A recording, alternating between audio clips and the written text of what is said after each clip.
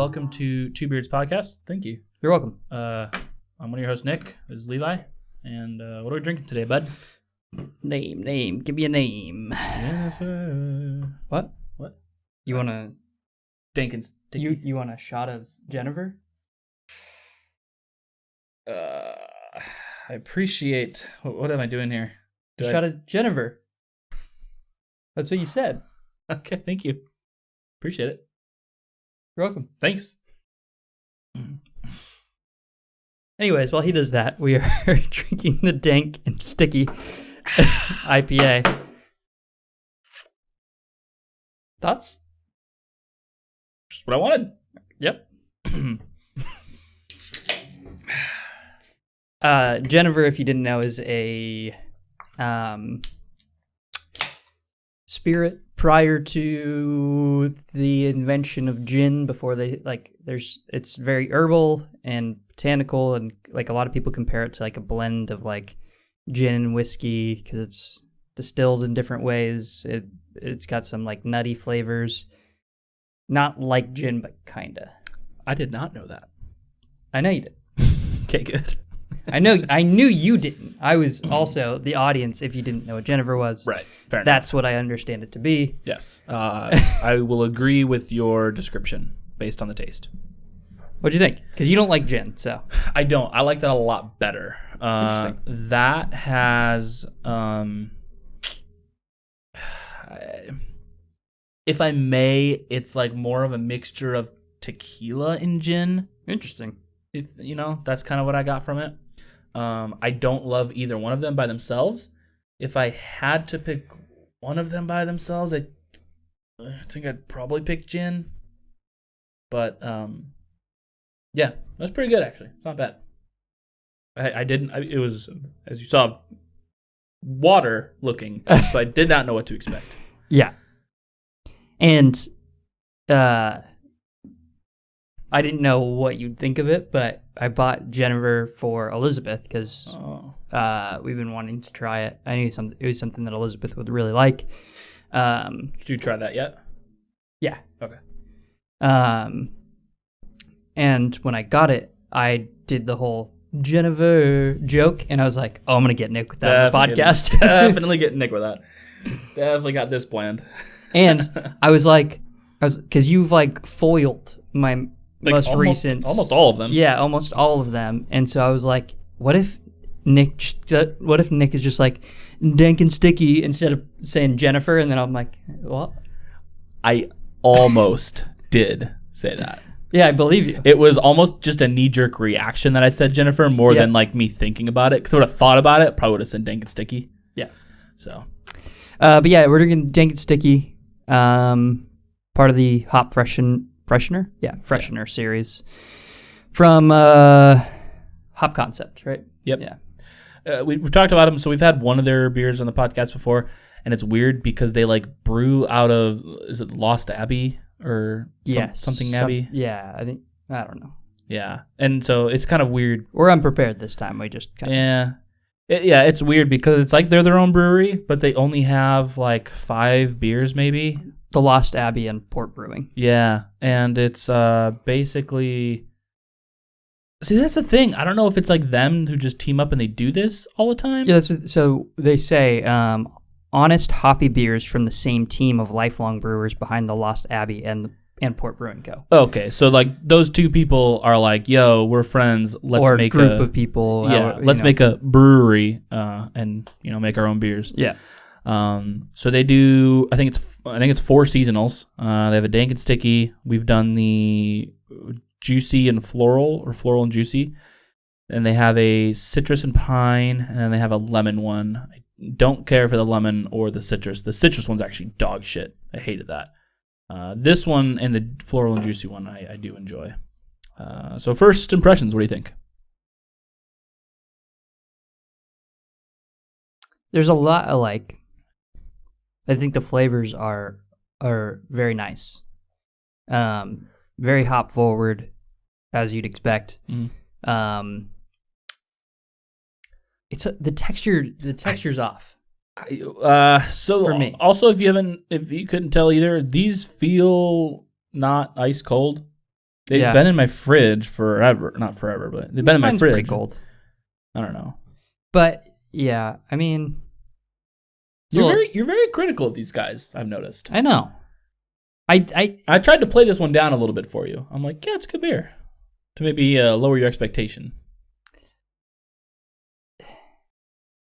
I don't know. I'm gonna see how it goes. Fair enough. This one in the juicy and floral, I thoroughly enjoy. I think I actually like this one more than the juicy, the red one. I think I do too. Yeah, I figured you would for sure.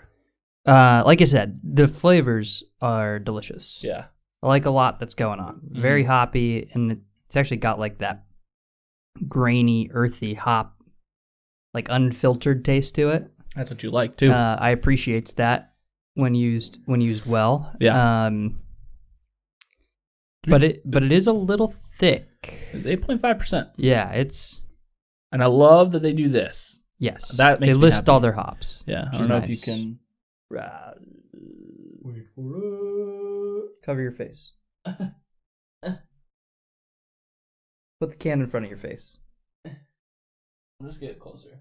Wait, move this way. There you go. There. It's.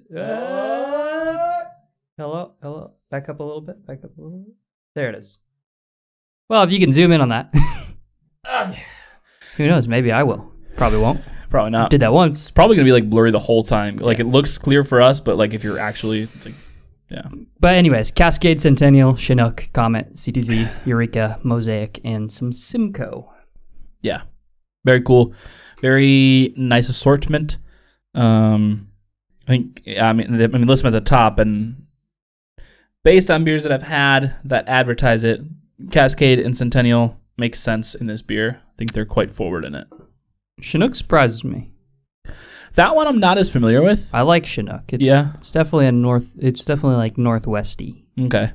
Yeah, that one I'm less familiar with. Mosaic, I kind of wish they would have added maybe a touch more of that. Maybe added a little bit more of a crisp flavor to kind of offset the smooth sweetness, if you will. I don't know. I like this beer. I like the hops. The hop profile, I think, is great. Yeah. I can kind of pinpoint, like as I go down the list, I can pinpoint. Yep. I see that, which is nice about when beers list the hops they use, because you can kind of pick up on some of the nuances that the brewers were going for, I think. Absolutely. But yeah, I mean, I like it. It's just, is it like too smooth and not like bubbly and crisp enough for you? I think that's what it is. I think maybe if they visited some Georgetown and got some carbonation secrets, then I think it'd be a little bit. It kind of seems like a 1.5 IPA, if you will, not quite a double. Yeah, like it's still the hops overpower the syrupiness, but it's getting there. You can feel that it's a brewing down there. So, but yeah, I mean I think I blasted through 3 of them the first night, and I was like, yeah, gonna have to. I think I did 2, and I was like, yeah, I gotta have another. I'm getting another 4-pack for the podcast. So. And then you broke into the 4-pack for the podcast. So. Yep. I knew we weren't going to have 2 of these. No. It's kind of a thick boy, and we've been recording a bunch of stuff together. Yeah. So, yeah. At the moment. Right, yeah. So it just is what it is. It is what it is. But, I mean, I don't know about you. 2 8.5s, and this is a thick. I think on my second one, I would probably, I think I would drop a few points. I'm probably not, I'm surprised that you had 3 in a row because... See, I'm telling you right now, I disagree with you, because what happens is after you have some, you kind of start to get a little numb, and you start feeling it, and then all you taste is hoppy bitterness. Yeah, could be. And you're feeling good. So that's what happened to me. Or maybe that was, you just were in the mood. It could have been, yeah, that could have just been the ideal mood for me. I think we were playing Call of Duty when I had pounded them. And that was a good time. That'll get you in the mood. Oh, yeah. You're totally distracted. I was a little aggro, a little distracted. And I was having a good time. So it was good. It's a good time. I don't know. I enjoy this beer. This has been one of my favorites lately. The smink gives you a little more citrusy orange. Okay, yeah. Yeah. Should give that a go. Oh, yeah. That's nice. That is a really nice smell. I really thought it would have more of an earthy, florally smell to it, or piney, if you will. But that citrus comes out in the smell. It's nice. Mm-hmm. Hello. It's like poking my nose. Just booped me. Hello, Mike, my old friend. Oh, boop. Do you feel like you've been doing anything different lately, or have you just been like still mingling within quarantine? What do you mean? Well, like a lot of people are like taking this time branching out. Yeah, like, oh, I should try this new hobby, or I should do this. Personally, granted, it's been a combination of bad weather and my knee's been hurt. But like yesterday, I went skating for the first time in a little while, and that's been something I've been trying to do is like skate more, just because I miss it and I'm trying to get better. So I've been drinking more. Does that count? Yeah, it helps. It counts for this. No, I mean, you've definitely seen this. I've been like really practicing cocktails and developing my own cocktails and all that good stuff. So, yeah, no, yeah. I mean, to kind of touch on that as far as like developing your own cocktails, I'm sure that's been really cool. I mean, at least like the product for me has been really cool to see because it's been impressive like how good it is, and it's not like you're sitting there for a week like touching this, touching that. It's kind of like you've already got a pretty good grasp of what you like, so whatever you end up making, it's not going to be bad. Yep. So yeah, I mean, I've had things that I don't love. Totally. Like where I've like thrown things together like in my brain, and then I'm like, I drink it, I'm like, not what I was hoping to get out of it. But yeah, I mean, that's part of the process, right? You do one thing and then you figure out what you want to adjust. Totally. So, but other than that, I don't really think so. Like we've obviously been cooking more, just because you're not really free to go out and you have nothing else to do, so you might as well stay home and cook dinner. It's true. Any new recipes? Yeah, we did the crispy little tacos. Oh yeah, those are looking fucking amazing. We're gonna do that today. Oh fuck. So, and then I'm doing fish tacos as well. So okay. Yeah.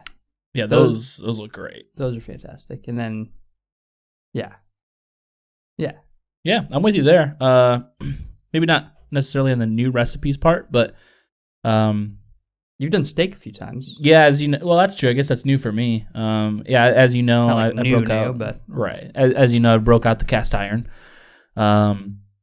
So for the listeners, I bought a cast iron originally just for camping purposes because it's hefty. You're not gonna fucking break it. It can withstand heat, and so it's like the perfect thing for camping, in my opinion. I'm sure yours as well. And I mean, you're just fucking cast iron anytime, anywhere. So, but yeah, so I finally cleaned it up and reseasoned it, and it's looking pretty good. And so I made steak for the first time, like the first time I've ever made steak personally, a couple weeks ago, and it wasn't bad. It was pretty good. They're no decent.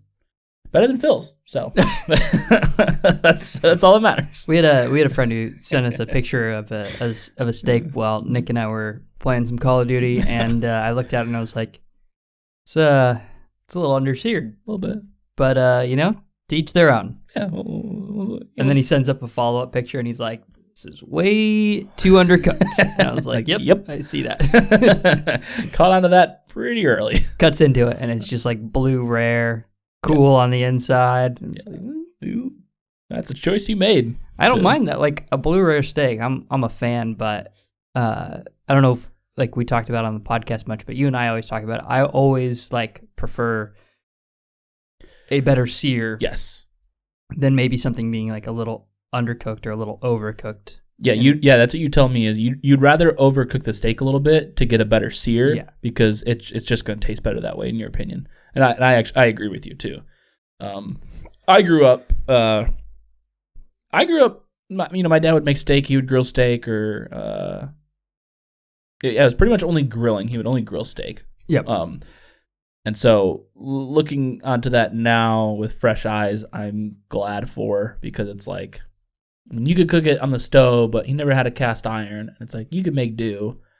But cooking it like in the oven fully without any sear is like, now I can't imagine. You know? Yeah. Like after having a seared steak and nonetheless a mayo seared steak, which It's the way to do it. it's the only way to do it. And I told my dad, I'm like, that's the only way I'll eat steak from now on is with a mayo sear. But he made some pretty decent steaks that I really enjoyed. But now, having your perfection, it's hard to go back to those days without a sear. Well, even this past week, I've even added on a new bit to my steak. Oh, I don't know that I know that.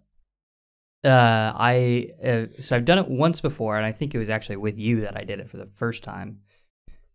Or yes, probably because it was like last week of July last year. On my charcoal chimney starter has like a fan attachment, so I busted that out again a couple weeks ago with the dry aged steak. Because the first time I feel like I didn't get it hot enough. That's what happened again a couple weeks ago, and then last week I just filled the fucking thing all the way up with charcoal and tried to get it as hot as I could, and it just the sear was just glorious. Yeah, absolutely. Yeah, no, I mean, just based off pictures, I mean, it was absolutely beautiful. Yeah. Still a little overcooked, so I don't know. Interesting. I think I probably left it on the sear just to get the pictures a little, like on the chimney too long to get the pictures, because like, I mean, the sear was great, but like it didn't need to be on that long. Like 30 to 45 seconds, it could have been taken 20 off. seconds. Really, even that much? Yeah. How hot are we talking here, do you think? Probably 700-800 degrees. Wow, that's gnarly. I mean, it's hot. So how long, ideally, then on that would you cook each side for? Like 20 seconds each side. 20 seconds each side. Yes. Wow. Okay. And so and about, is that what you did? Or? I was closer to 35 Yeah. seconds on at each side. But yeah, again, you know, talking 700-800 degrees, that's, I mean, easily like 200 degrees hotter, 100 degrees hotter than you'd normally want it. Or normally, I should say not want it. I should say normally have it. My cast iron, I try to keep around 500 degrees. Right. Yeah. So, I mean, you're talking even just a 10-second difference is a huge, huge difference. Oh, yeah. It's crazy. But yeah, I mean, it looked fucking phenomenal. So hopefully that next time it'll just be absolutely flawless. That's what I'm hoping. Yeah. So good deal, man. What purpose does that little charcoal chimney serve to you? Is it purely for sear texture and taste, or is it like, does the charcoal, I know charcoal adds obviously a lot of good flavor to it as well. Is it like combination of both? I think it's mostly aroma and then texture. Okay. I think the sear itself tastes better with charcoal. I mean, it's hard to say if that's purely like smoke from the charcoal, or if that's the flame interaction with the steak and just like the char it forms is better. It's true. Because I don't think you get that kind of sear from a cast iron. Well, and so I would argue, you've done it on the grill before too, and had a lot of fire interaction. So I would argue that it really is that charcoal. Yeah, my grill flavor. doesn't get anywhere close to as hot as the chimney does either. It's true. So, but I mean, just being on the grill, like I was saying, like you get that flame interaction. So really, I would say that then the main variable there is the charcoal.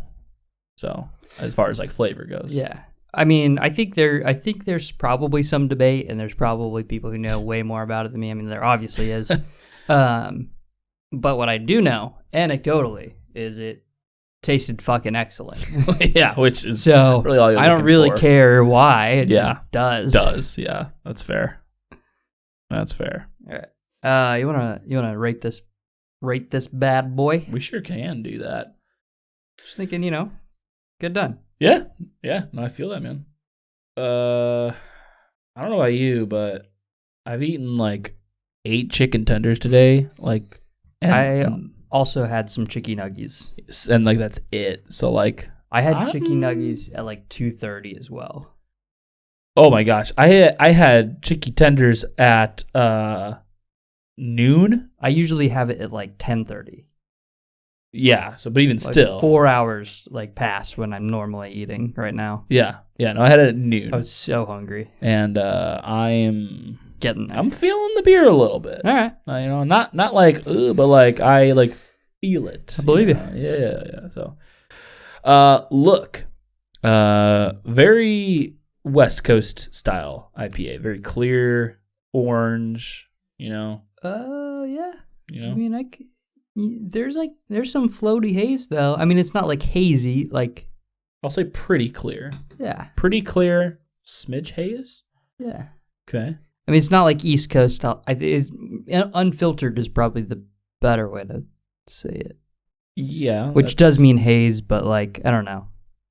To me, there's a difference, even though there isn't. We've talked about this, and Yeah. I think we've had our opinion, but at the same time, we're not 100% certain on it. But just the fact that, like, there's a difference. Yeah. There's not, but there is. And speaking of fucking West Coast IPAs and haze, for fuck's sake, E9, good job. Good fucking job. Not that you watched this podcast, but can I help you? Maybe like reserve your good job until we drink that beer. I don't even care if it tastes good. They finally made a beer that isn't a hazy IPA. It's just a... It finally made it an IPA that's not a hazy IPA. Finally. Because they have a lot of other stuff, but yeah. Yeah. As far as IPAs go, it's finally an IPA that's not a haze. So I'm proud of them. Whether it tastes good or not, I'll probably just drink it anyways. So, back to this beer. Smell. Dank, piney, hoppy, orange citrus. That is 3,000% what this beer is. I don't care who you are. That's what it is. Yeah. No, I mean,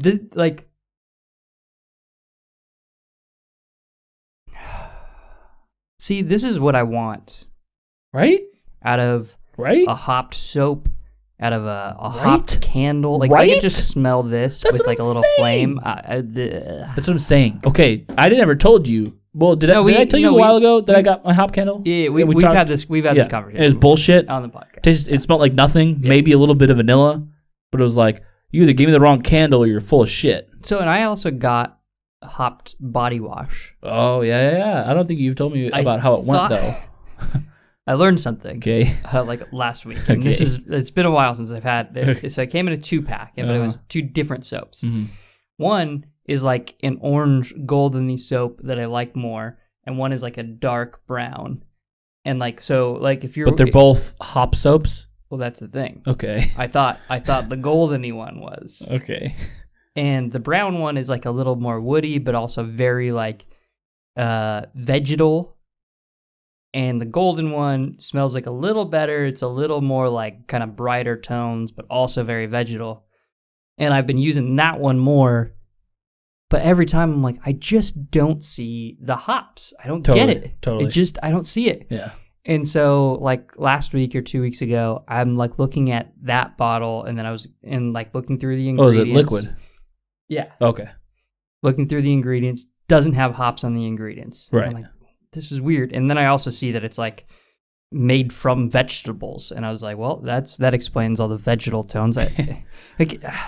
That's fine. Like, it's not fine. No. I gotta say this. Okay. I don't want to walk out of the shower feeling like I fucked some celery. Like, that's how vegetable it smells.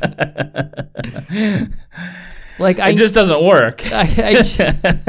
Like, I know that's probably not what I actually smell like, but I literally have like, I use it and I think like I'm in a fucking garden, and not in a good way. I'm like, my thumbs aren't green. Come on. So then I read the other one, and that one has the oak and hops, the darker one. Oh, it does have hops in there. It does actually have hops in that one. Okay. I gotta say, I do get it more, but that smell isn't very pleasant, so I haven't been using that one. Well, and hear me out. So, but also still smells like I fucked a celery. When I brought hops here, we rubbed them in our palms. I mean, they're very. People might not know they're very, very sticky. Yeah, very sticky, like pretty much tree sap stick. And so My guess is the more you add of that, like actual hops, the more of like this weird stickiness that you get out of it that would be kind of funky in a soap. But hear me out. You've got experts around the world replicating smells of shit. You telling me you can't, no one has been able to perfectly replicate the smell of hops I got in one a more soap? thing. I got please, one more thing I'm gonna get. please. Oh, I'm gonna okay, here we go. All right, so it's a whole thing he's doing here, apparently. He's just getting something. But that's how it was with my candle, too. It's like, but the candle was just bullshit because it didn't even have like a pine or citrus smell. It was just like, it just wasn't it. Give that a go. So this is a beard oil, okay? Hoppy beard oil. Yeah. Give a little. Yeah. Yeah, I don't think I'm even gonna do that. I think I'm just gonna smell the. No, do the. Do I have to? It's a whole experience. But it's very oil. Beard oil is very oily. Trust me. Here. I just want to read it. Coconut oil, lava butt, sugar. No, I'm just gonna do it. Give a little one squeeze, a little this, give a little smell, and then just through the beard. Okay, so you want to put it? You want to put it in? Yeah. Okay. Keep going. Yeah, I'm at nine drops here. You gotta do the whole. Yeah, there you go. See? But like, Where's the hops? well, like, where's the hops? It smells good. It smells good. I like it. But where's the hops? Yep. It's like, what is I it? don't know It's what not. it is. It's not pine. What is it that I'm smelling? It's almost. It's not pine. No, it's not. It's like. But it's in that I don't know what it family. is, but like honestly, I would actually. I always think lavender. Oh, it's eucalyptus. That's what you're saying. Yeah, definitely eucalyptus in there. But like, there's something else to tone it because eucalyptus is pretty sharp, and maybe it's like this oaky or woodiness in there that's toning that down. Almond. Yeah, Almond. that'd do it. It smells great, but again, Yeah, where's the hops? I think also people are like it's weird. like they're afraid. You like IPA, like we like IPAs. We love the smell of IPAs, and I think people are afraid of like, oh, this smells too hoppy. Yeah. No one wants to smell like a hop, and it's like, yeah, kind of do. When I open a bag of hops, I want that Yeah. as a candle. Like, That and I is know what I you want. can't get that, but like, You actually could. hopefully. Like if Yeah, you go mix, into Bath and Body Works, and they do some like funky shit. Yeah, and hear me out. You know, with this cryo hop shit and everything, like they like break down and like isolate like the lupulin and like make the hop oil resin, whatever the fuck you call it. Again, Just pour that in the wax with the candle. we should just make candles. Apparently. Yeah, well, we should try this actually. Yeah. Because what if like What if it's like the best thing ever? we get some pine or maybe some rosemary, some hops, maybe a little citrus. Yeah, I want to do this actually. We should do Yeah. this. What's the preferred hippie way of doing it? Is it beeswax? There's like, because people don't like people are like, oh, I don't like that wick. That wick kills horses, or you know what I mean. People are I know, hippies yeah, about it, yeah, and yeah. there's like specific. I but, don't- yeah, I don't- we'll figure it out. I'm not a candle scientist. We'll figure it out. We will be candle scientists after this. Yeah, but I'm not yet. Right. I'm not saying I won't be. We have to go to Japan to the highest mountain and train. to Yeah, do but this. in the meantime, how about you tell me how this beer tastes? This beer tastes up very. There's a Tastes lot. like beer. Tastes like beer. There's a lot of flavor up front. It comes in strong. There's a lot of beers where it's a little soft on the nose, but this one really packs a punch up front. Yeah. How I'm going to describe it is, whoops. Don't describe it as whoops. I'm going to describe it as waterfall of hops. Because as you said, and as we looked at the can, it really poured down, and you go one by one by one, and you go, okay, yep. It all makes sense, all of the hops that they throw in there. And there's a nice variety. They mix well.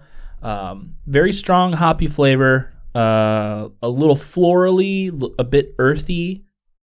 Excuse me. The citrus is there, but it's much more stronger in the smell than is the taste.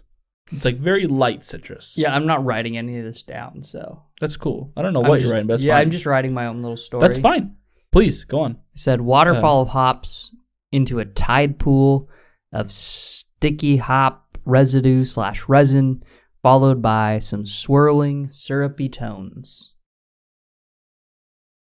Can we keep that water analogy going? I mean, you go from waterfall to tide pool to maybe like a lake of full body earthy sweetness. You know, however you want to phrase that last part. But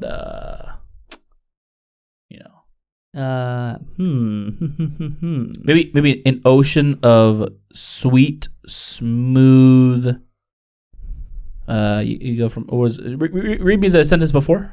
A smooth glass lake of piney sweetness, earthy sweetness. Mm-hmm. Yeah, there it is.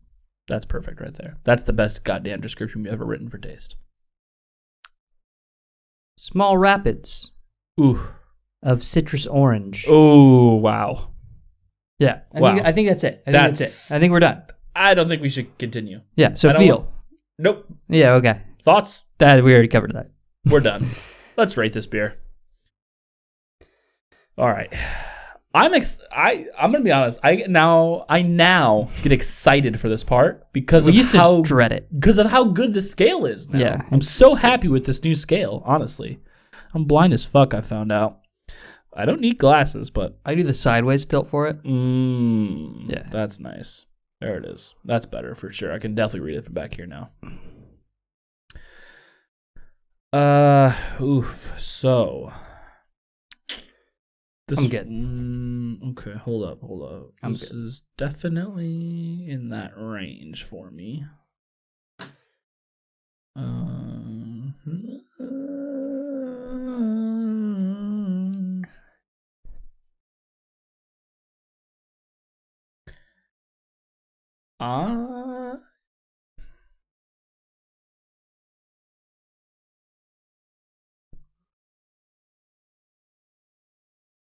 Okay. I'm good. I'm ready. Yep. Here we go.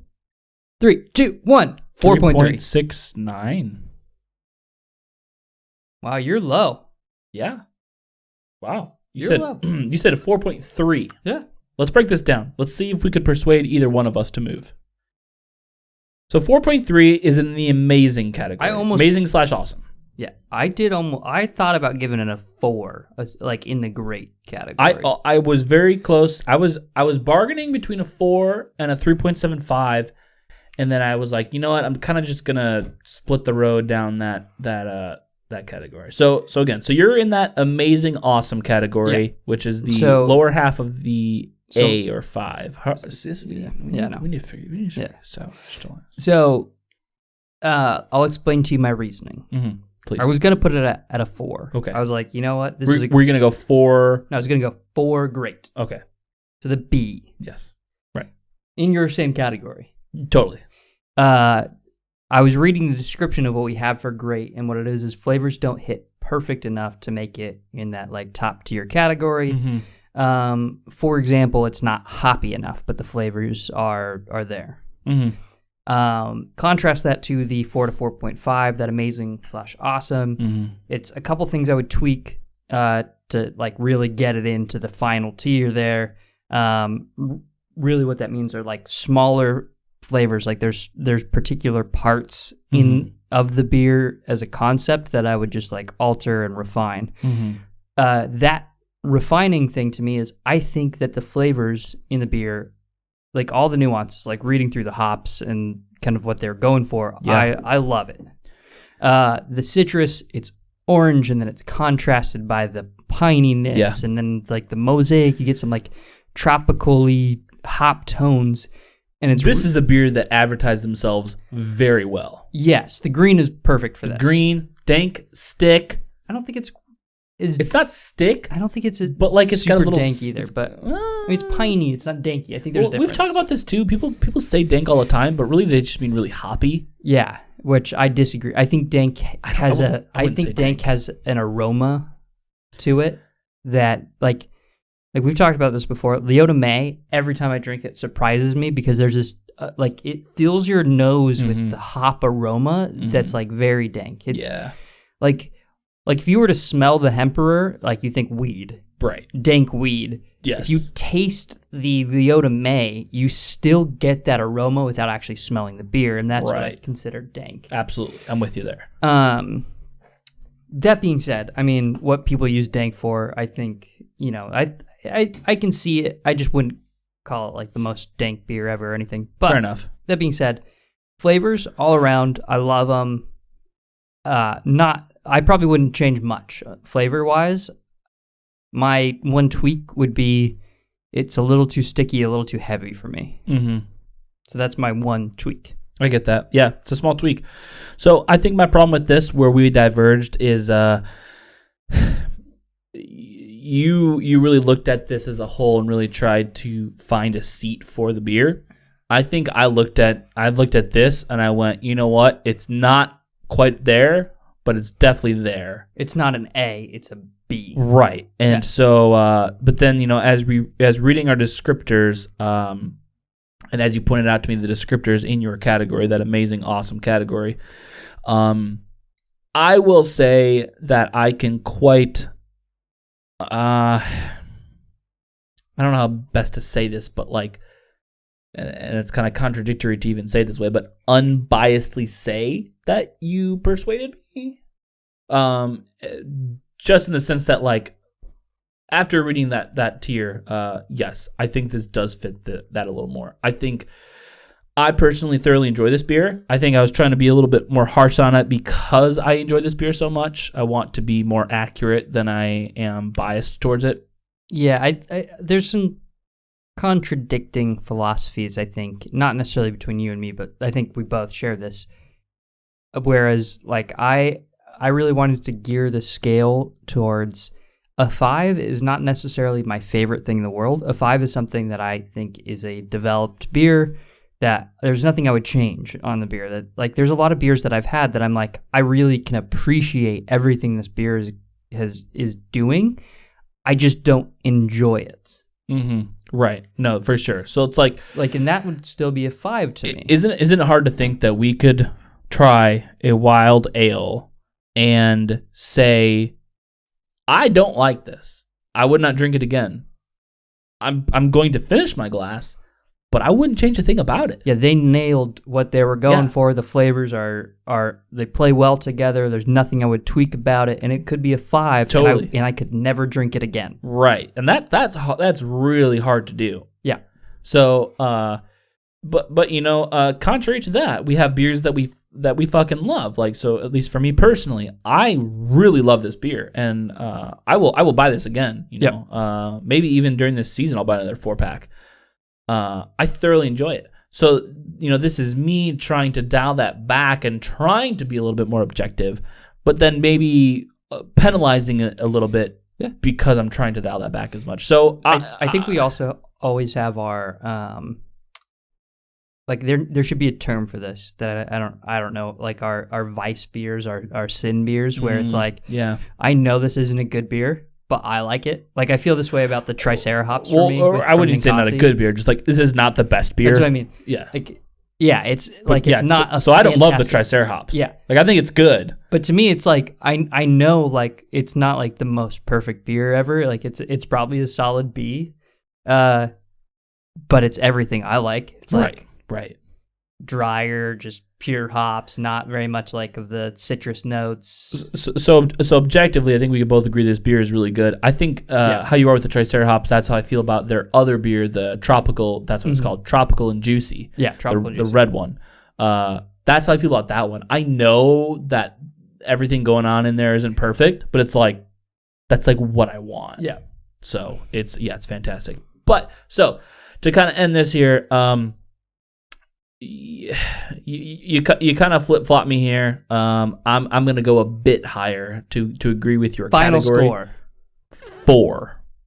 Solid 4. Solid 4 because I'm with you. I thoroughly enjoy all the flavors going on here. We're really talking about small tweaks that I would make to make this, and mean, I don't know. They call it an IPA in the front here, not a double, but it's like a 1.5. Yeah, you could call this a double, and I wouldn't disagree with you. Totally. It's 8.5%. It's a little bit of a hefty boy. What they've got going on here, again, personally with Dank and Stick, if you're saying that it's got a nice hoppy bite, but it still has like this sweet stickiness to it, then boom, you nailed it. So it's really just small tweaks from there, in my opinion. So I'll go 4. Amazing, awesome, still in that A category. They did a good job with this beer, I think. So see you later. on our next episode. Yeah.